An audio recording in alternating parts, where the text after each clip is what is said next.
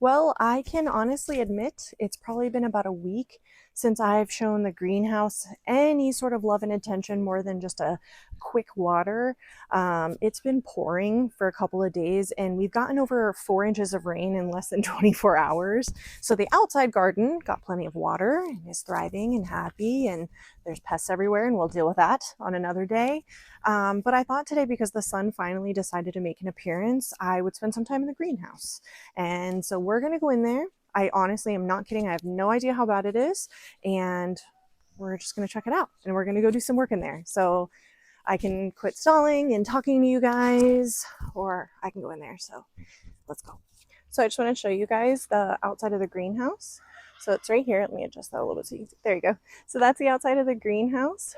But I think I'm going to go ahead and pull the shade cloth on really fast. It's in like the mid 80s out. It's beautiful outside, but in there it's probably going to be almost 100. So I'm going to do that really quick, and then we'll head in and we'll see what that temp is, and then we'll see how bad things are, and then we'll get started. So we have I think this one is a 40% shade cloth.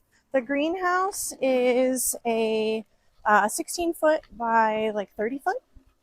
And this shade cloth basically covers the whole thing, and that's it. The shade cloth is on. It just takes a quick second, and then I just tie this quarter down so the wind doesn't blow it away. But I really enjoy it. It helps keep the temps down on these really hot days. Shade cloth is on. Let's get inside, see what the temp is, and start working away. All right, I'm in the greenhouse. Things look hot. Let's check the temp here. Y'all, it's spicy. 117 in here. So yeah, like I said, I think it's in the mid 80s outside. It's 117 in here. I am going to get to watering real quick. I'm going to water everything first because it's just so hot for me too. And then I'm going to start pruning and, I don't know, harvesting. We'll just see what we have, but we're going to get started. So I just went to go make sure the water was on so I can water in here. And I was gone for, 30 seconds. Shade cloth has probably been on for 2 minutes, and it's already down to 110. So we're down 7 degrees in here. It'll quickly turn down. I turned one of the fans off so I could talk to you guys. But I'm going to turn that back on while I'm watering, and then I'll shut it off and we'll talk about some stuff. But I'm going to jump in and get watering. I'm going to show you as I water how bad some of the plants are doing, and just kind of show you what happens in the real world of gardening.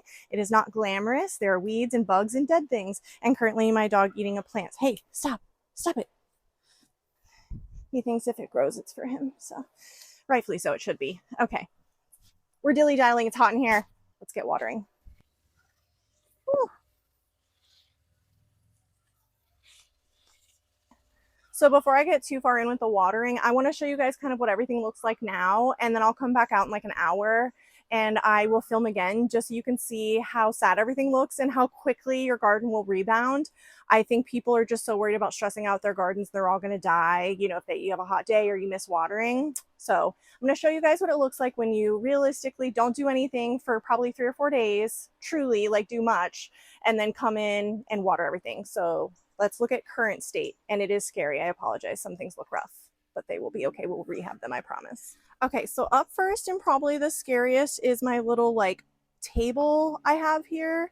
Andrew built me this table out of some 2x4s and cement blocks. But as you can see, look how beautiful that chamomile was. The oregano looking pretty sad. We grow our own catnip for the girls. Catnip is looking a little depressed. We have, the mint back here, no surprise, looking like it's not affected at all. So this table's looking a little rough, but we're going to give it some water, and I'll show you guys what it looks like in just a little bit. Here's some random in-ground sunflowers that we're growing.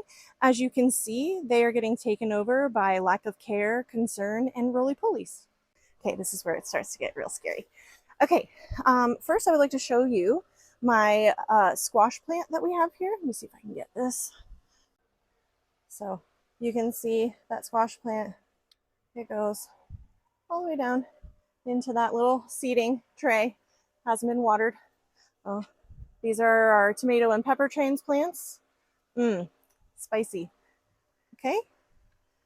If you ever need to feel good about yourself, get a citronella plant. It is a desert plant and does wonderful in drought. And this one clearly is doing fantastic for not being watered. The next bit I want to show you is my beets. As you can see, these beets look like they are struggling to exist. But what I'm trying to do is just simply harvest as we eat them. So I'm going to give them a good watering today, and we're going to see how they rebound. Tomatoes are officially at the roof of the greenhouse, so they're doing pretty good, but they are hot and sad and need to be watered, so we're going to take care of that. And then, oh, that's special. We have this tomato that got so heavy he fell over, so we need to re-trellis that back up, but the rest of the tomatoes are touching the ceiling. And I just want to show you this beautiful dry as a bone soil. So I'm going to water everything. I've got some random, pepper seedlings back here. Should get around this broken tomato plant.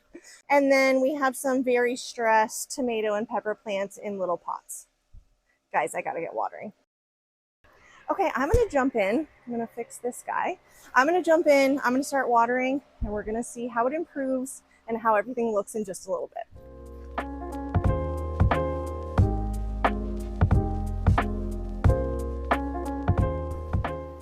So I just want to show you guys this pour. You can kind of see it's got a little bell pepper on it, but dry, light as could be. Feels so bad. So I'm gonna water all these little pots up real quick. Everything is watered. I'm probably gonna come back out later tonight and water again just because it is so dry. Everything got soaked up really fast, so I know it's gonna need some more. It's obviously not ideal to have things get like this, but we just got hit with the heat really hard after being, super shady and a lot of rain for a couple of days. It's just the truth, it's just the honest truth is these things happen. I don't know why people need to feel like gardens are like this meticulous thing. You're literally putting your hands in dirt. It's not a clean job. I'm literally sweating so bad right now, like sweating like crazy. And sometimes plants die. It's life, it's fine. So with that being said, I'm going to take care of my next problem, which is this fallen over tomato. I'm going to harvest and then I'm going to do some pruning.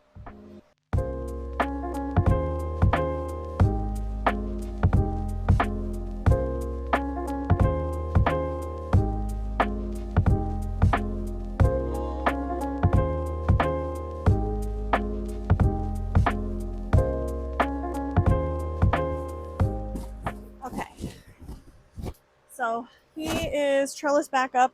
This is a Goliath tomato. I have one. Let me show you. I just want to show you guys what some of these tomatoes look like in case you haven't seen them. So this is a Goliath. It's pretty big so far. Starting to turn. It's the only one we have. Oh, just kidding. There are a couple more on here. As you saw, this plant had bent over right here. But I got it trellised back up and it should just keep doing just fine.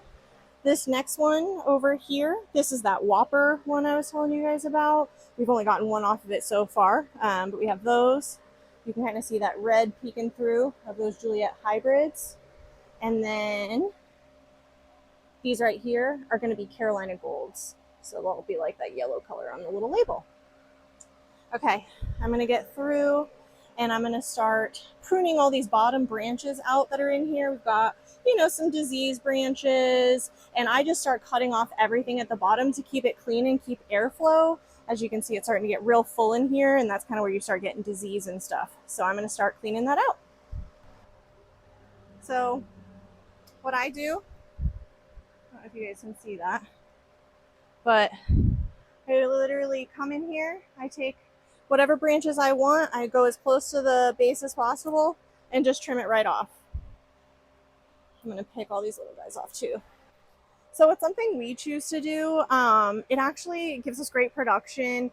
Everyone has different rules on how they do everything. I'm not here to tell you that you need to go in and start hacking away at your tomatoes. But if you want to, we do, and it works great. That's what I am trying to say.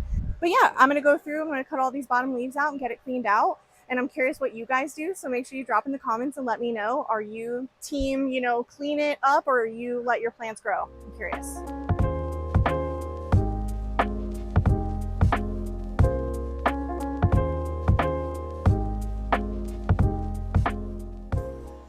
you can kind of see now everything's like open up at the base. There's airflow in the bed. So I cut all this out and I'm just going to do it on this other tomato bed.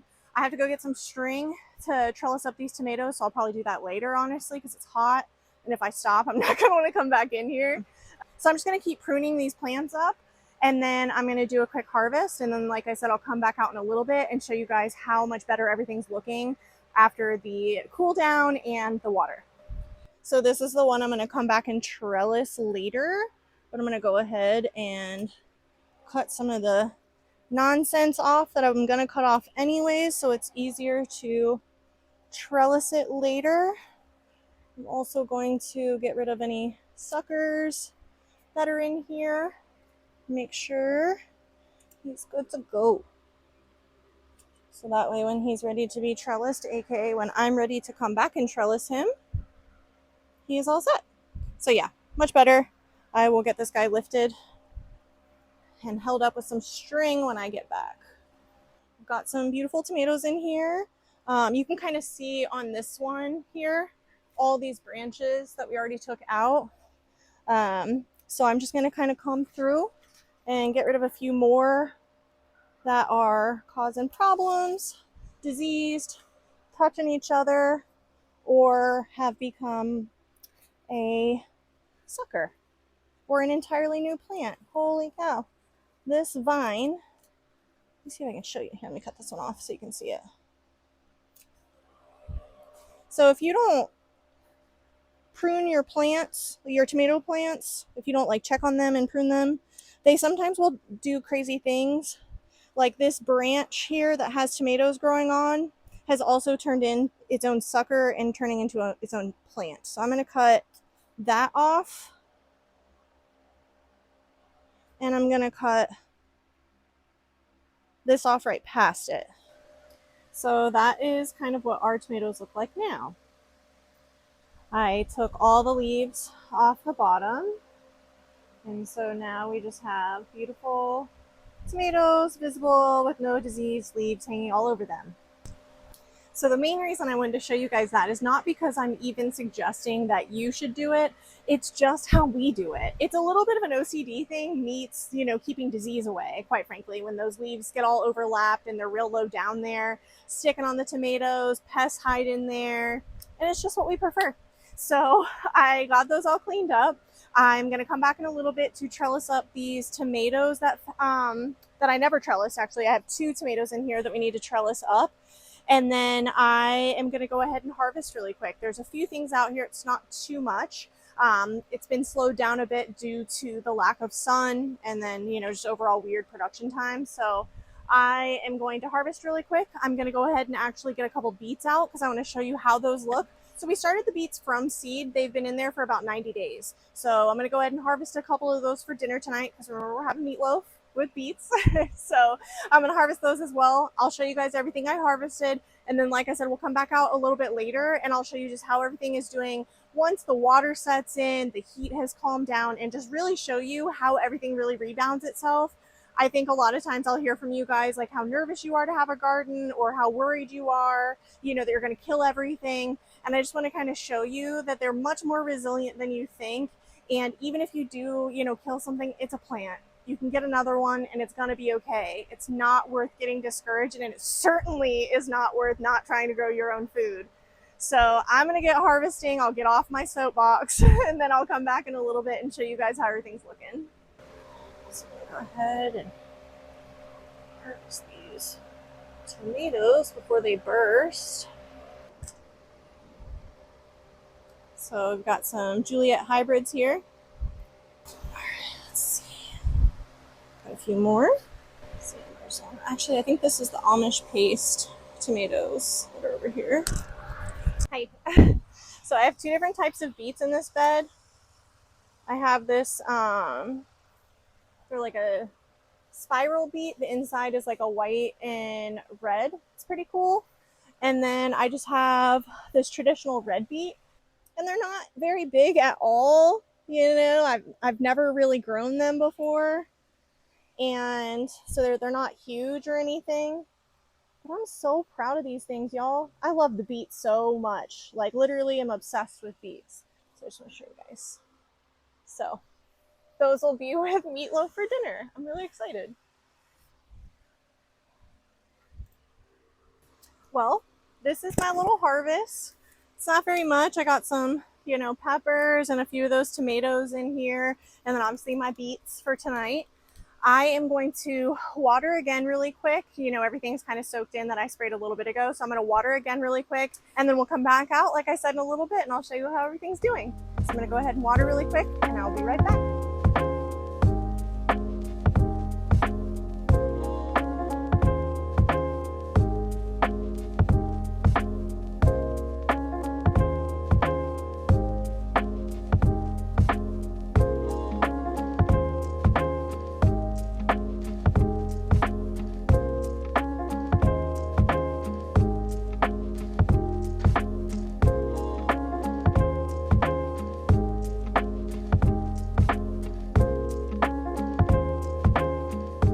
So as you can see, obviously the greenhouse and the plants rebounded beautifully. Everyone is doing great, and I'm going to do a much better job, not that the sun is back out, of getting in there and taking care of things. I'm going to get the shade cloth off and just kind of close everything up for the night in there. And then next week, I'm going to walk you guys through the outside garden a bit more in detail. I want to go through some of the beds and talk about some of the different varieties we have. I also mentioned that I want to talk to you guys about grow bags. We're doing grow bags for the first time, so I'm really excited about that. I want to talk through that. And then I also want to walk through our fertilizer routine that we have here on the homestead. And then on Instagram, quite a few people have asked me to do a video on my Dutch baby recipe. If you've never had one, they are delicious. And so I'm going to be doing that too. So if you don't want to miss out on any of that content, make sure you subscribe if you haven't already. And if you enjoyed hanging out with me today, if you've made it through the end of this video and you've spent this time with me, make sure you hit that like button so I know. I appreciate you guys as always hanging out, and I'm really excited to spend some more time with you next week. So until then, do not forget our motto here on LittleVFarm. Anything grows if you try. Bye guys.